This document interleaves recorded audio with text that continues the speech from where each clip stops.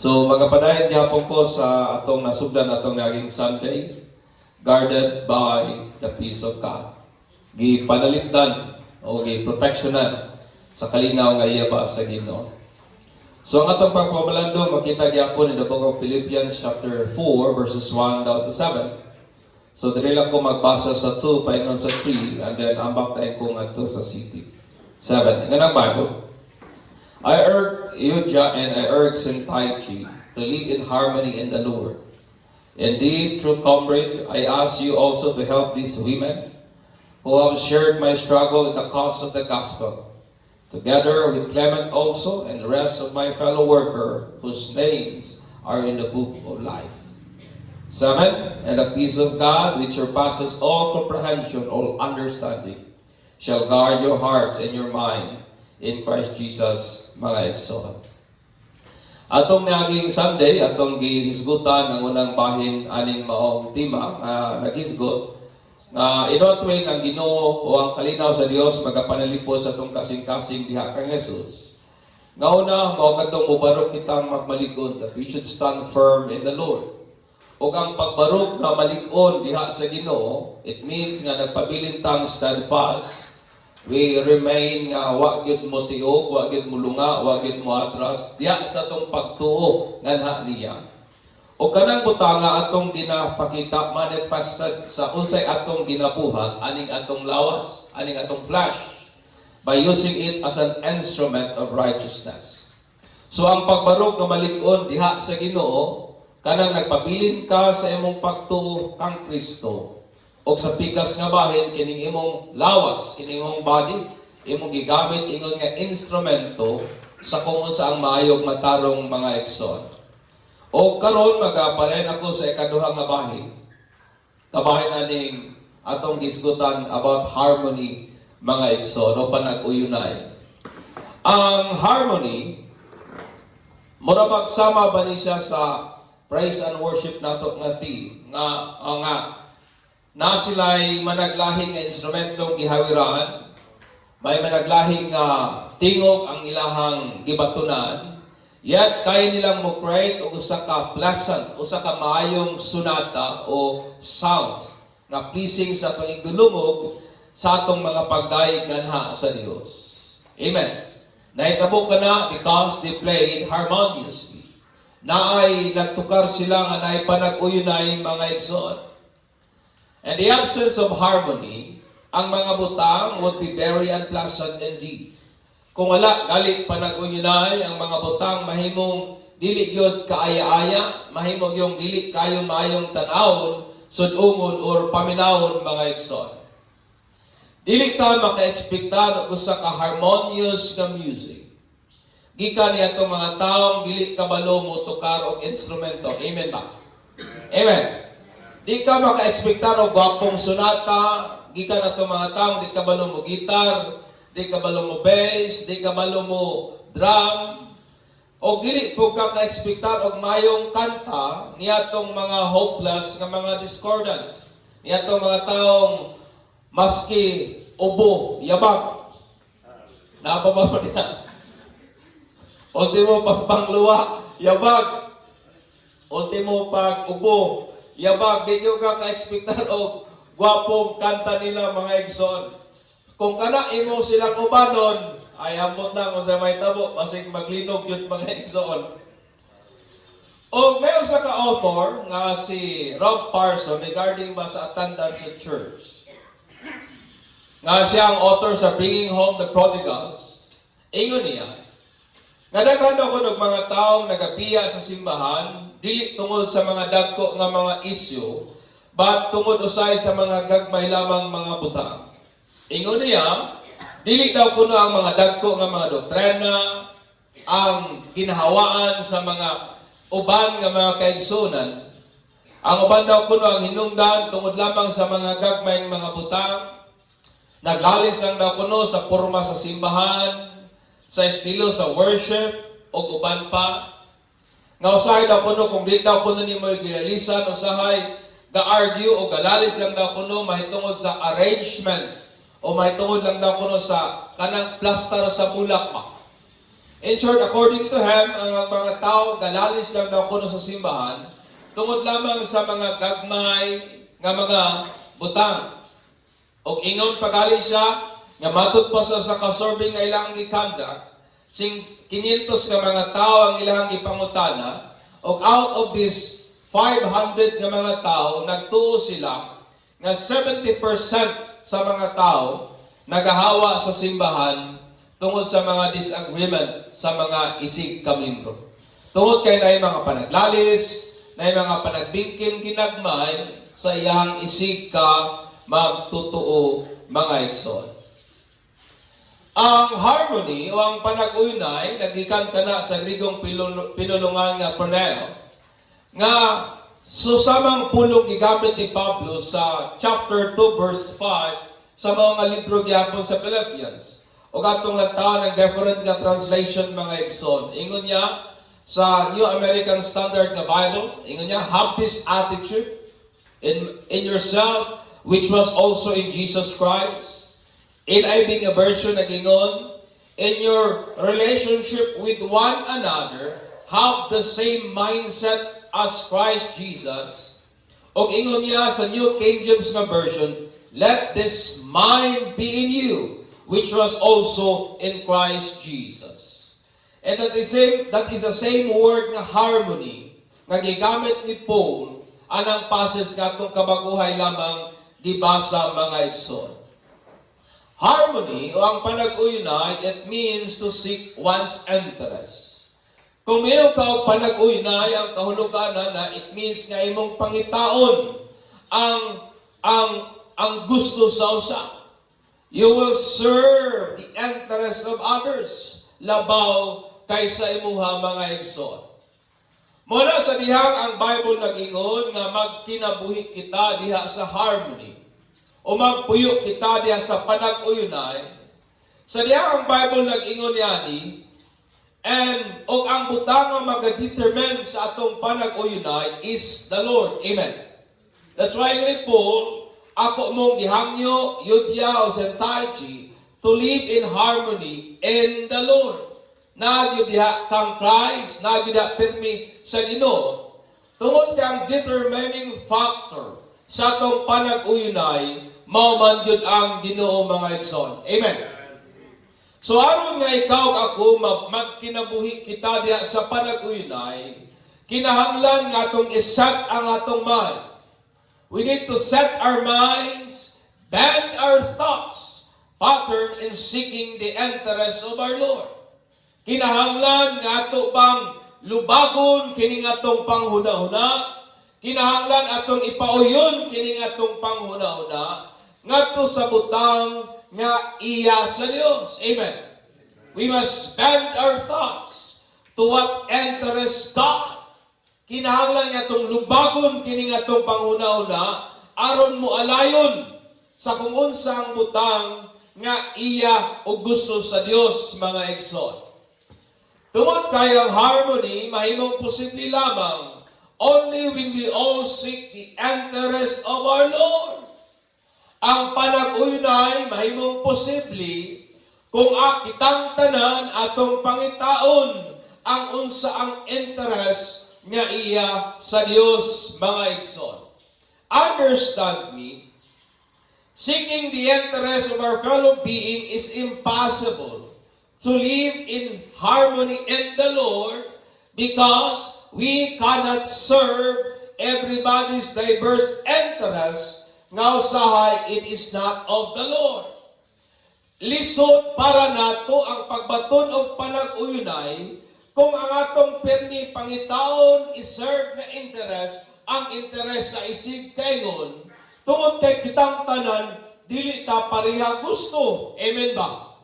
Kitang tanan, dili ta pareha og tinguha, kitang tanan, dili ta pareha og kanang butang nga gustong mahitabo. Muna nga kung is-serve nimo ang interest sa matag usa, that is diverse, then lisod matay ang panag-uynay mga igsoon. Muna nga makabot lamang ang panag-uynay kung kitang tanan atong lubagon kining atong gusto, atong lubagon kining atong mga interes o atong pangitaon o tinguhaon ang interes nga iya gyud sa Ginoo mga igsoon. Amen. Napapamo diha.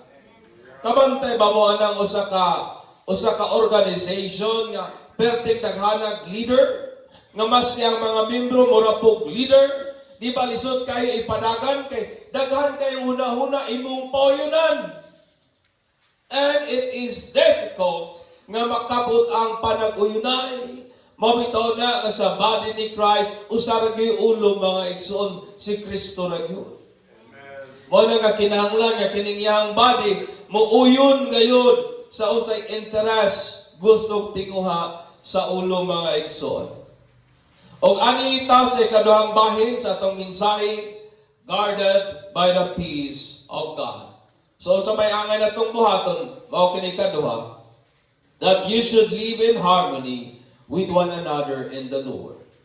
Kinahanglan magpuyo kita nga nay panag-uyunay sa matag usa diha gyud sa Ginoo mga igsoon, verse 2 ngadto sa 3.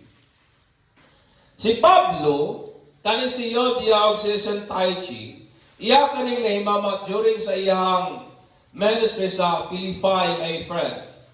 O kining duha ka babae nahimo niyang kauban sa ministeryo, nahimo niyang co-worker, nahimo niyang co-soldier in ang Bible in the cause of the gospel. Kauban niya si Lydia nga at the time ingon ang Bible usa ka dato nga babae, usa ka influential nga babae nga unang nakabig ni Pablo sa diyang nagwali sa Philippi. O probably kini si Yodia o si Syntyche, mga influential usab kini nga mga babae, mga dato usab nga ang ilahang panagbingkil, ang ilahang conflict, ang ilahang panag-away mga igsoon greatly affect the church. Ang ilahang panagbangi nakaapekto gyud sa simbahan mga igsoon. Although wala man gihatag ni Pablo ang detail o ang detalye sa ilahang problema, wa man giingon ni Pablo sa hinungdan sa ilahang panag-away o panaglalis, apan kining duha ka babaye gitawag ni Pablo nga magkinabuhi diha sa panag-uyunay diha sa Ginoo. Og sa atong pagtuon o pagtuki aning maong passage sa 1 and 2, may mga pipilang mga principles nga atong makatunan nga maaplikar usab nato sa atong kinabuhi karon mga igsoon aron nga kining atong panaghugpungay nagyoy panag-uyunay mga igsoon. Amen. Aron nga kining atong panag-uban, kining atong pagpangalagad nagyoy harmony mga igsoon. So una, be impartial and harmony objective. That is verse 2. Kinahanglan nga wa tay pabor-paboran, amen? We need to be fair and square. We need to be impartial. Kinahanglan nga walay favoritism. O ang atong tinguha, panaghiusa gayo. Muna nga si Yodia o si Syntyche, giingnan ni Pablo, yung word po nga it means iyang gitawag personally. May personal na paghangyo si Paul para aning duhang babae nga ilang panagbingkil, it greatly affect the church. O gihangyo sila ni Pablo nga magpuyo diha sa panag-uyunay diha kang Kristo mga igsoon. That is to bend their interest. Ngayon bang lubagon ba ang ilang interest, ilahang mind, sa kung unsang interest ngaya sa Ginoo? That is the word harmony. To bend their interest to the interest of our Lord. Because without aligning our interest to the interest of Jesus, it would be impossible for us to live in harmony in the Lord. Amen. Kay lisod para nato nga magpuyo kita nga nay panaghiusa diha kang Kristo, kung dili nato ipauyon ang atong mga interest sa kausang interest nga iya ni Christ, mga igsoon. It would be impossible for us to live in harmony in the Lord. Mo kining duhang babayi, kaning duha ka babayi, close yun kayo ni sila kang po. Mo nang ayang personal sila nga hagit o personal nga gitawag, nga ilang isettle ang ilang differences. Nga isettle nila ang ilang panagbingkil. Aron nga magpuyo sila on the purpose nga magkinabuhi sila diha sa panag-uyunay o sa harmony diha kang Christ, mga igsoon. Si Pablo wa gyud siya gipabor-paboran aning duhang bayi. Paul never sided, never favor Euodia over Syntyche. O wa niya gipaboran si Syntyche over kang Euodia. But si Pablo favor harmony over conflict.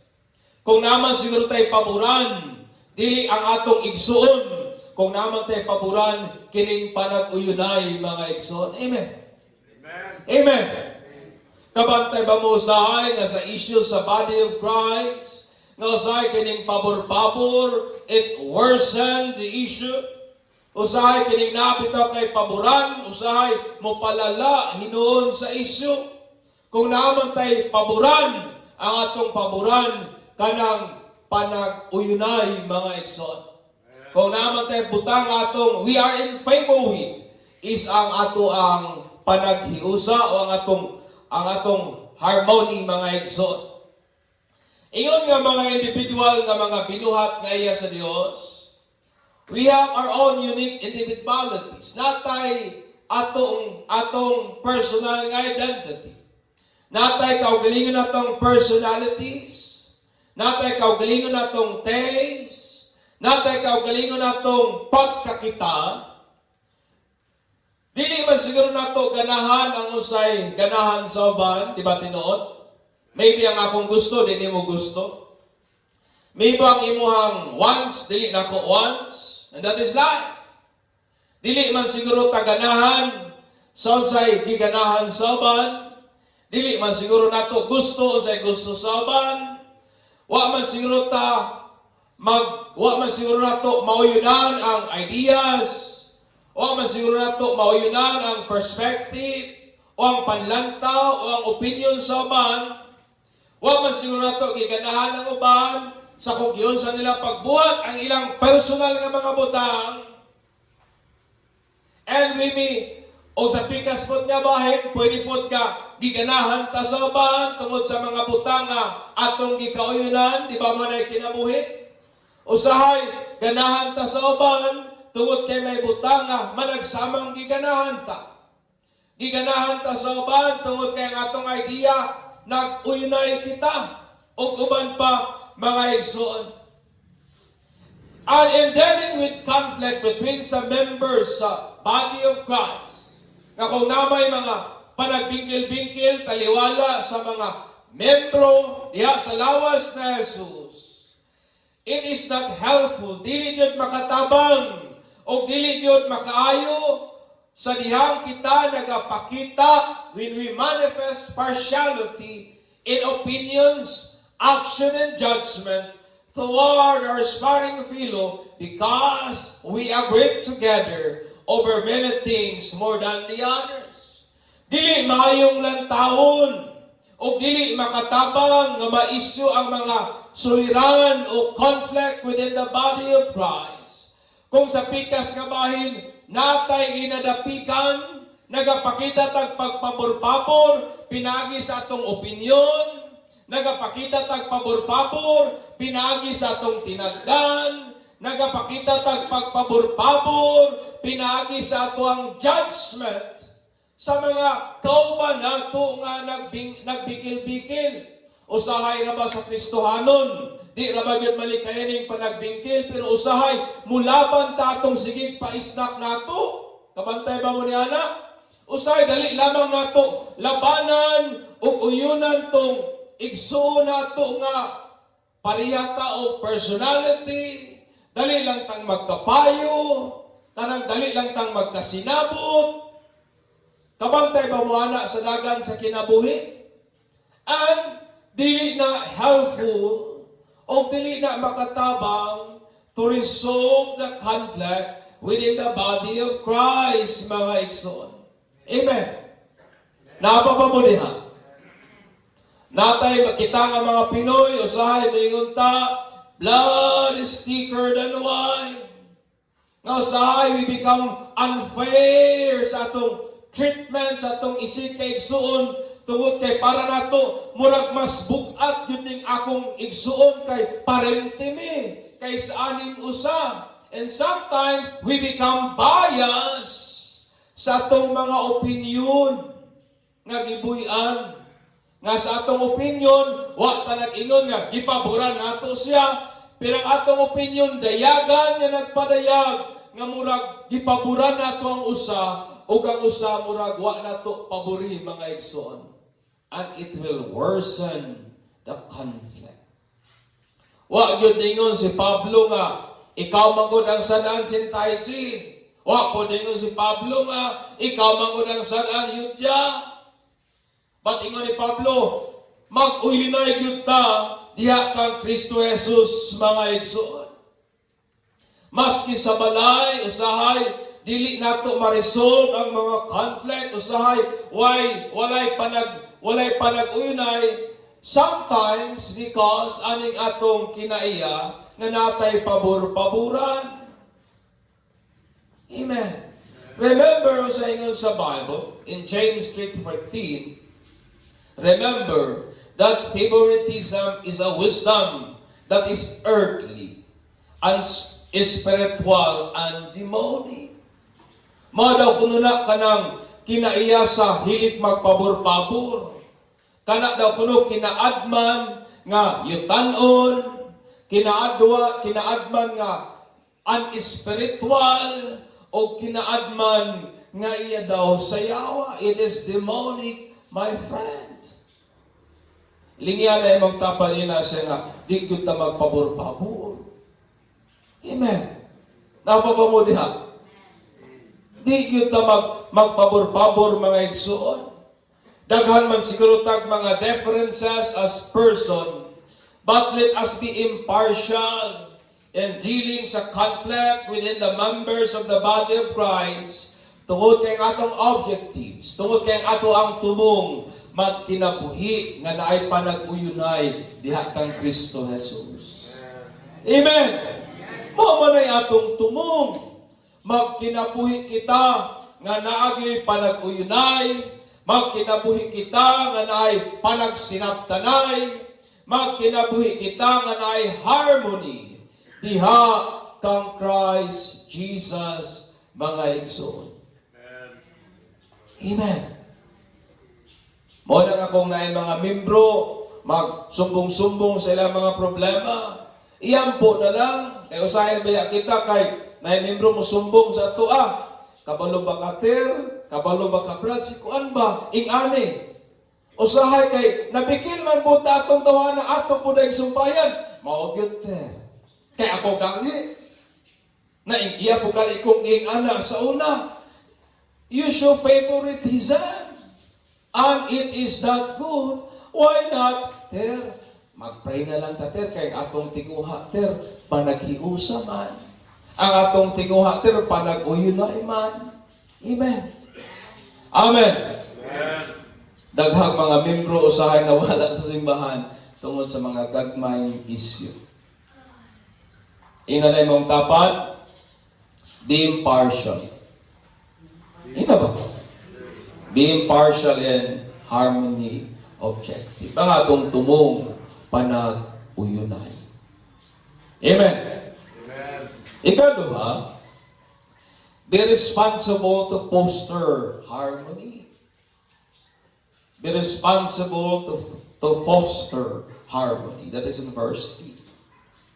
Si Apostle Paul, mga igsoon, passionately nga iyang gi-entreat o iyang gihangyo ba ang mga kaigsuunan sa Philippi, uban si Clement nga usa sa mga bishop aning panahona o gi-consider as the early church father. And together with the rest, ingon pa ni Paul, uban ni atong mga pangalan, nga nasulat sa libro sa kinabuhi. Uban niya itong mga workers sa gospel. Uban niya itong mga pangalan na sulat sa libro sa kinabuhi. Nga tabangan kining duhang babayi to settle their differences o magkinabuhi diha sa panag-uyunay diha kang Kristo mga igsoon. Ang word po nga entreat o ang word nga kana bitang naghangyo o help.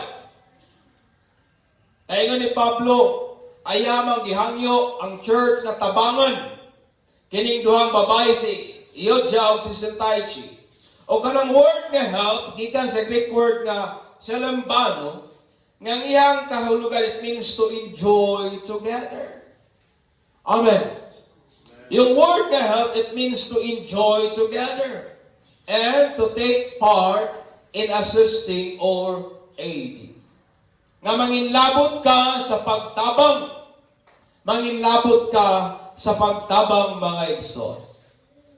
Ang Philippians po is an epistle of John. Sinulat ka na ni Pablo nga naghatag o pagtagal sa pagkalipay. O ang butanga gisulti ni Paul mao kani para sa enjoyment sa tanan. I want you to understand me. For the enjoyment of all, they are to take part in assisting Euodia and Syntyche to live in harmony in the Lord, because their discord affects the church. Kabantay ba mo nga kining kalipay nato nga mga Kristohanon apektado baya kung natay mga igsuon nga wa magtingog sa taas ng panahon?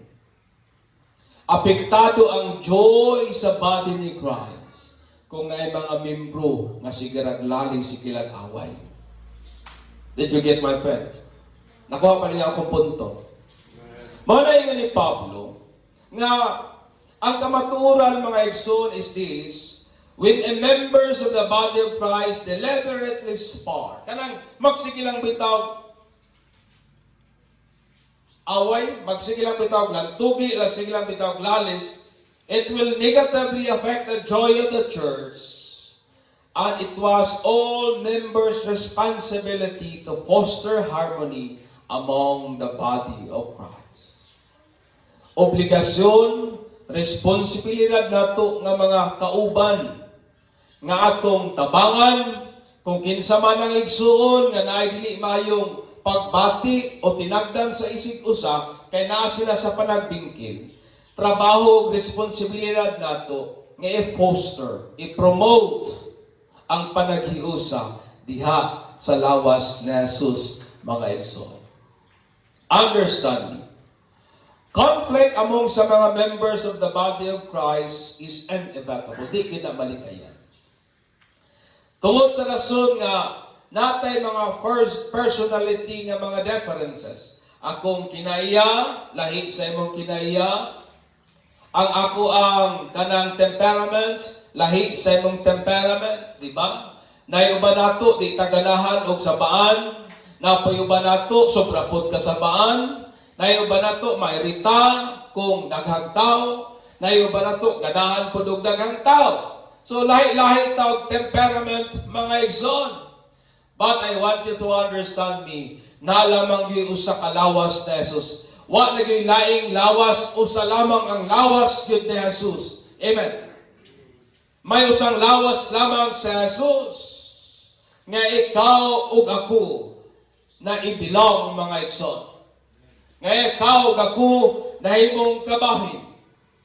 Whenever may conflict na mo arise within its members, atong kanunay hinumduman that kana responsibilidad nato to foster unity, not to intensify and worsen the conflict.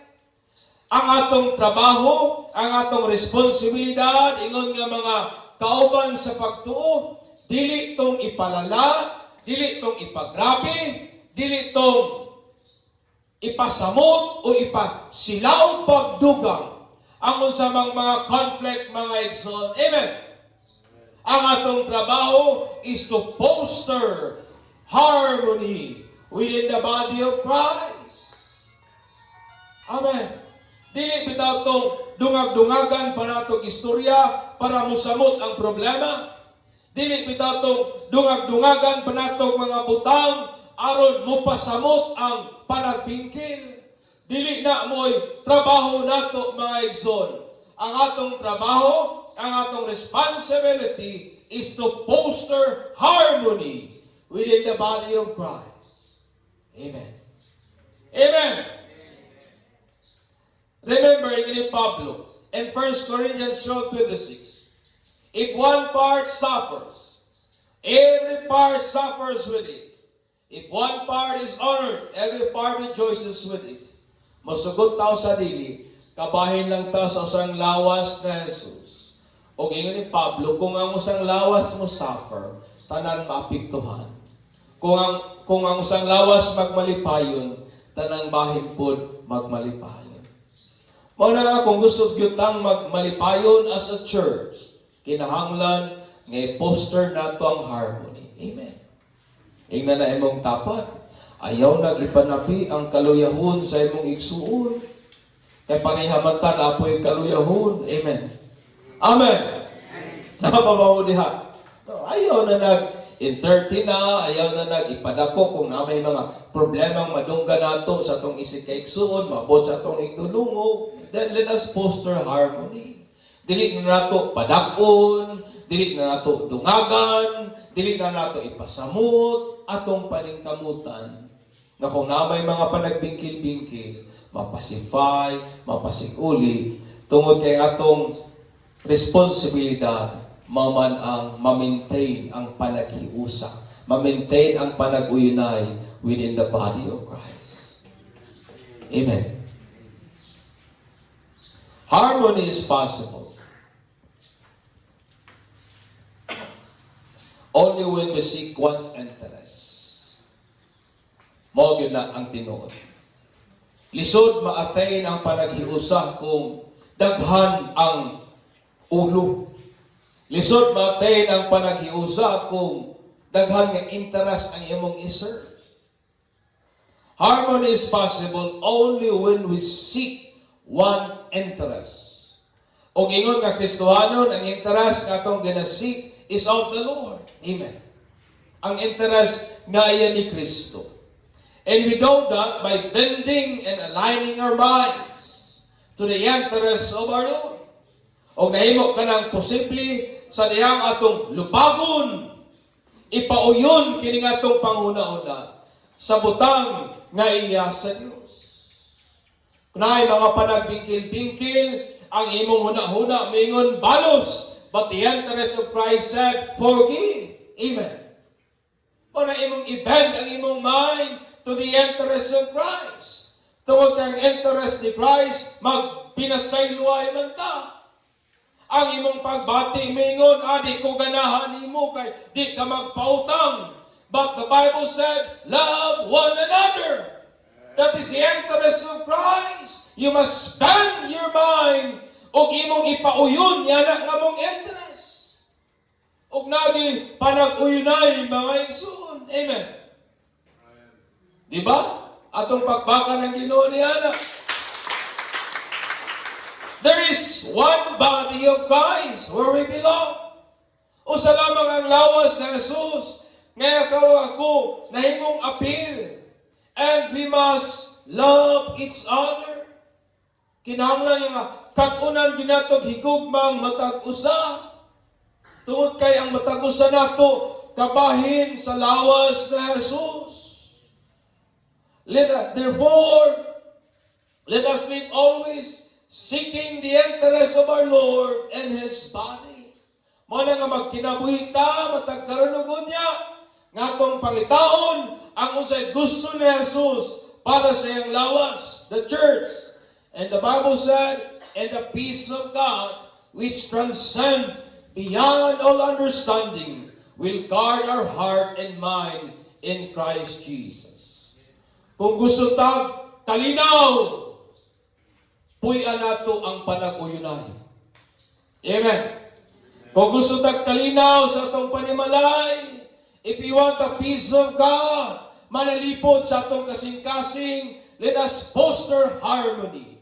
Kung gusto tayo kalinaw sa atong pamuyo nga manalipod sa atong hunahunag kasing-kasing, then atong i-promote ang harmony. Let us not be partial. Let us be impartial with dealing sa mga conflict and issue. And let us be responsible enough to foster harmony within the body of Christ, mga igsoon. Kaya di kita maka-ekspektar nga magmalinawon kita kung sa pikas nga bahin, dili nato isip ang interest ni Jesus nga mula may maghatag nato panag-uyunay. Amen. Ang tanawa regalin ninyo nganong ang atong government karon gubot kayo because they serve different interests. Ang interes sa uban nga partido lahi kaysa interes sa pikas nga partido mo na sige og bangi, sige og away, sige glalis, sige lang og tawag og unsa na Bicam, Quadcom, sa baba ng ilahang sige tawag nga kanang session sa Congress. Why? Because they serve different interests. Muna kung kita nga mga Kristohanon, ang atong interest is not of the Lord, di kita maka-ekspektar og panag-uyunay. O kung walay panag-uyunay, di po ta maka-ekspektar nga ang kalinaw ni Jesus manalipod sa tong kasing-kasing o hunahuna. If we want peace, then live in harmony with one another. Amen. Manilog ta, ug atong pasalamatan ng Ginoo.